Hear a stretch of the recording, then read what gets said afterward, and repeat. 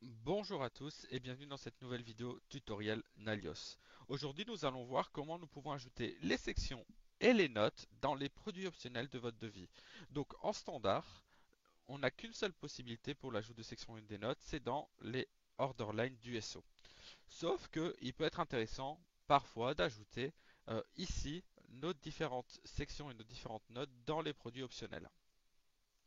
Donc pour ce faire, nous allons directement partir dans le code Python et nous allons changer le modèle SellOrderOption pour lui ajouter un display type. Donc ça c'est le display type du standard avec juste les sections et les notes. Donc si on a un produit qui est ajouté, celui-ci n'aura pas de display type, c'est important pour la suite. Ensuite vous pouvez voir qu'on a ajouté plusieurs champs venus du standard. Pourquoi avoir ajouté ces champs? C'est parce que ces champs-là sont required dans standard. Le problème étant que si nous décidons d'ajouter une note, donc ici je vais relancer mon module, hop là, à voir si cela va fonctionner puisque j'ai également défini les règles en XML. Mais lorsque je vais vouloir ajouter une section, hop, je vais vouloir save. Il me dit, OK, il y a des champs required qui ne sont pas définis, par exemple le product ID. Donc, afin de pouvoir ajouter des sections et des notes, nous allons devoir retirer ici le required des différents champs. Donc c'est ce qu'on a fait ici, on a dit required est égal à false. Donc ici en Python, il n'y a pas grand chose à faire hormis de définir les champs. Du côté du XML, il y a un peu plus à faire. Pour commencer, il faut ajouter le widget en question.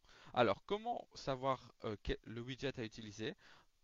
Il suffit juste d'aller voir dans la vue, ici pour les order lines, et lorsqu'on va descendre ici la page et le field, on peut voir section and note ou one to many.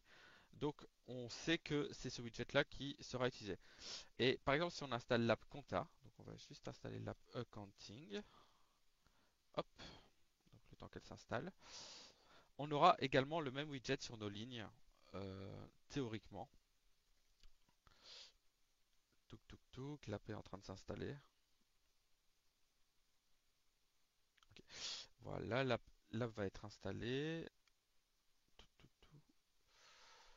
On skip évidemment. On arrive ici, dans Accounting. Lorsqu'on va aller dans Customer Invoice, on va faire New. Ok, il faut qu'on crée un journal. Hop. On va voir si c'est assez simple, hein, si jamais ça l'est pas. Ok, bon, on va passer, mais globalement, ce widget est utilisé à plusieurs endroits. Ensuite, donc, on a donné la possibilité d'ajouter nos sections et nos notes grâce à ce widget. Il faut également ajouter nos différents contrôles. Donc, dans le standard, si on regarde ici, dans l'order line, nous avons évidemment, si on passe ici, donc là on est dans la vue forme, mais dès qu'on passe dans la vue tree, on peut voir qu'on a nos différents contrôles, donc le add product control, le add section control et le add note control qui permettent d'ajouter ici via un contexte le display type en question. Donc pour ce faire, on l'a également ajouté ici pour nos produits optionnels, en sachant que dans nos produits optionnels, si on va dans Cell Management, il me semble, nous avons ici déjà un contrôle qui permet d'ajouter le produit. Comme ça, nous avons nos différents boutons qui s'affichent. Et puis, comme je l'ai indiqué précédemment, nous avons ajouté le fil Display Type dans la vue. Aussi important, il faut également ajouter ce champ. Vous n'êtes pas obligé de spécialement le rendre visible, évidemment. Et ensuite, nous avons ajouté nos différents required parce que nous avons retiré le required pour pouvoir ajouter nos sections et nos notes, mais les champs doivent rester required si nous ajoutons un produit. Et donc pour ce faire, nous avons juste indiqué que le champ était required si notre display type n'était pas défini. Donc comme on l'a dit au tout début de la vidéo, si le display type n'est pas défini, alors cela veut dire que nous avons une ligne qui est de type produit. J'espère que cette vidéo vous aura plu. Dans une prochaine vidéo, nous allons voir comment nous pouvons ajouter également les notes et les sections dans notre quotation template et aussi également comment les rapatrier dans nos produits optionnels.